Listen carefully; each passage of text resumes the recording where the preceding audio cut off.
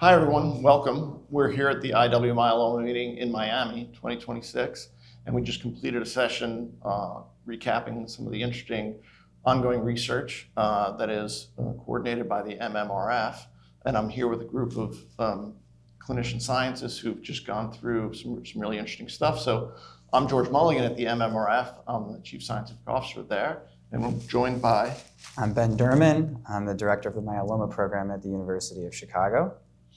I'm Bob Orlowski at MD Anderson Cancer Center in Houston, Texas.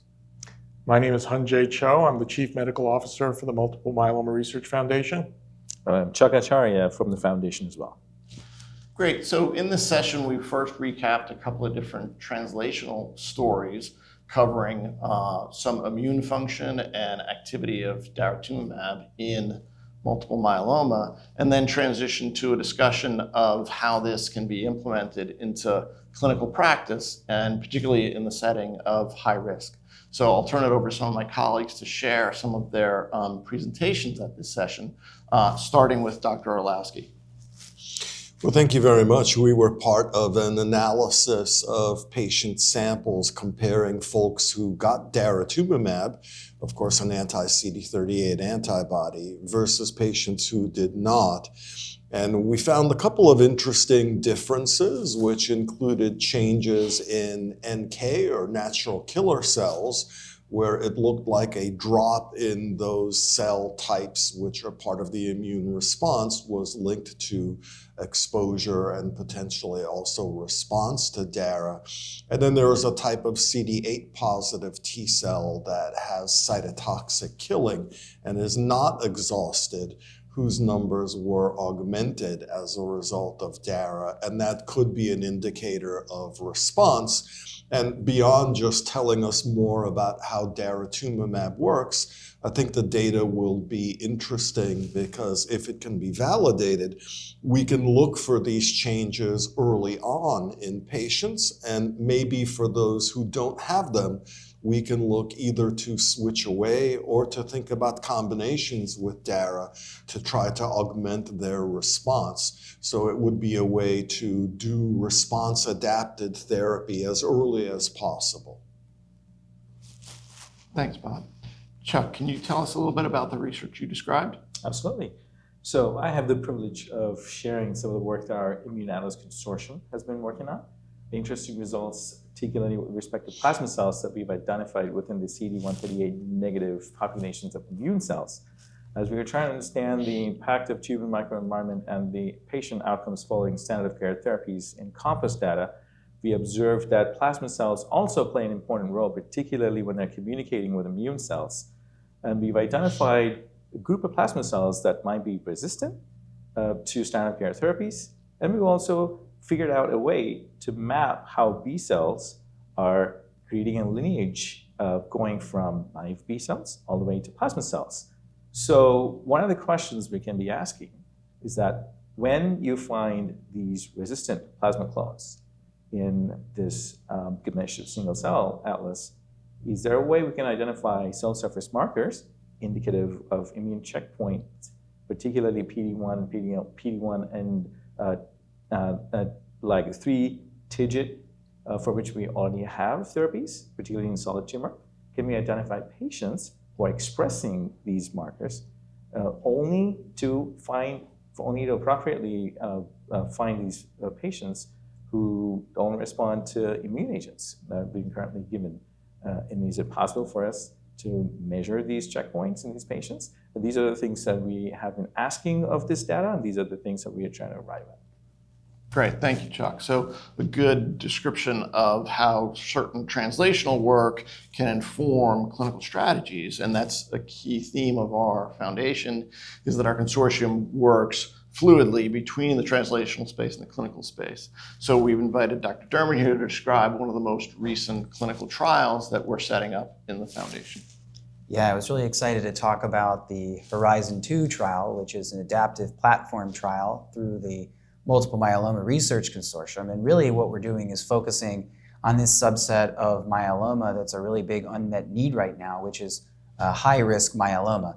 And one of the things that we talked about was that high-risk myeloma really is this moving target, right? We have defined it differently as the years go on. And more recently, we had this consensus genomic staging, or the CGS, that came out through the International Myeloma Working Group. And really what that is particularly helping us with is giving us at least some definitions to go on for what are considered ultra-high risk myeloma.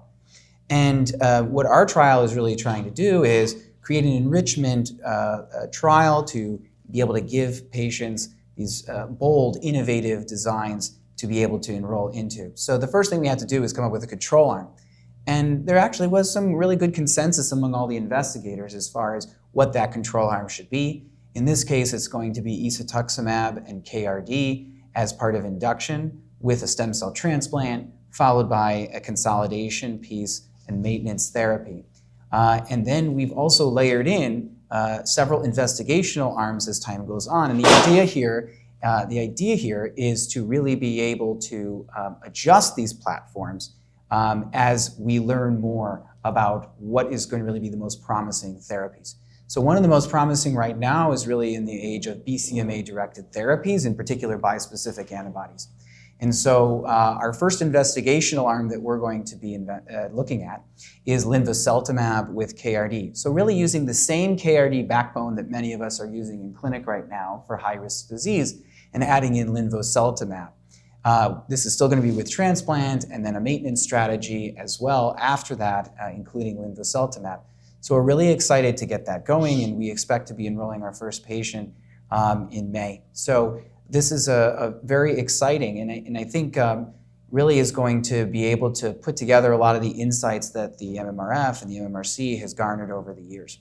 Thanks for that recap, Ben. A very interesting study, and I would only add that, again, the clinical includes translational. So these studies across all the arms will have uniform biobanking and subsequent correlatives to understand and, again, deconvolute biological subtypes and understand where we're seeing the most promising activity.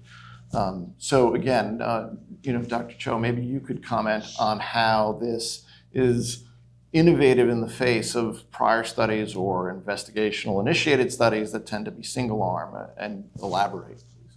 Yeah, Horizon is an adaptive platform program. So there's a master protocol which describes the patient population, in this case, high-risk newly diagnosed patients, and a uniform set of inclusion and exclusion criteria, which we have intentionally designed to be as broad as possible, as inclusive as possible, so that we can enroll a truly representative US myeloma patient population.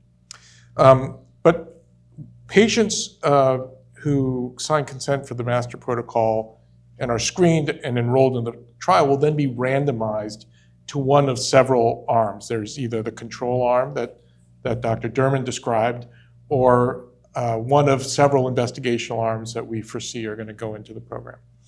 And it gives an opportunity to truly innovate and look for novel treatment strategies that are going to be more effective than the standard of care for these high-risk patients.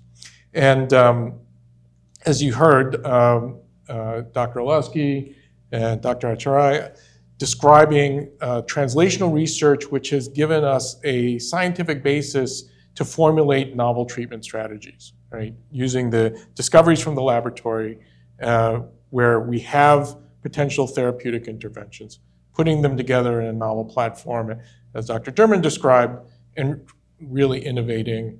And so we can test these in parallel. So it's much more efficient. We can use smaller sample sizes because it's randomized against a control. And it's going to be fast. We'll have evidence of improved efficacy within a few years of initiating the trial. And so we build in several efficiencies.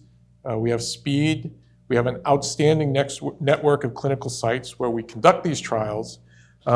So we are doing this to offer patients with high-risk myeloma the best possible options for treatment, either the best available standard of care or the best innovative new trial therapies to treat their disease.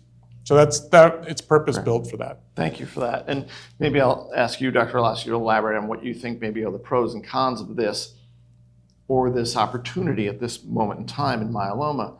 At least for me, though, I tend to keep in mind for these adaptive studies, which are now increasingly common in oncology, when successful, these studies over time test not just 2, 3 arms. Over time, they test up to a dozen or more. So this is an evergreen strategy, which will continue to evolve. But at this moment in time, as we launch, I'm curious how you view this platform. Yeah, absolutely. First of all, I would say for any patients that are out there, they should have information available to them about their risk status, especially if they're newly diagnosed. They should talk with their physician, and if their physician is not a myeloma specialist, to consider getting a referral to somebody who is a myeloma specialist, whether it be part of the MMRF network or not, although probably there is a place near you where there is an MMRF network site. I think the reason to go after high-risk disease now is that those are still folks that don't do well as we would like with our current therapies. And we've made some improvements over the years, but this is still a high-risk group. It's important to understand the science because many trials that are available out there do not collect the samples the way that you folks are as part of this effort. And as our technology to interrogate myeloma and the microenvironment improves, it's important to have those samples because you want to be able to understand what will happen in the future and improve upon those treatments. And I also think the fact that we can now use MRD as an endpoint is going to be important because we're not going to have to wait 10 years to find out the results of these arms. We may have to only get 1 year or 2 years in and get an idea of what's going on, which is really going to be powerful and will allow this effort to be very nimble, which is what we want.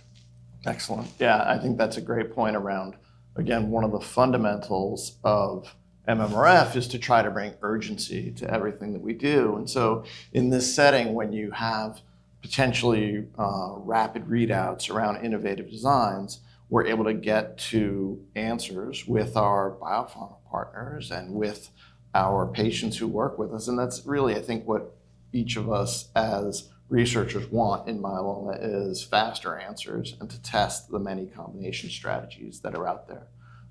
So we think it's a very hopeful time for these sort of innovative studies, and we hope to be reporting out on the conclusions from some of these studies in the near future.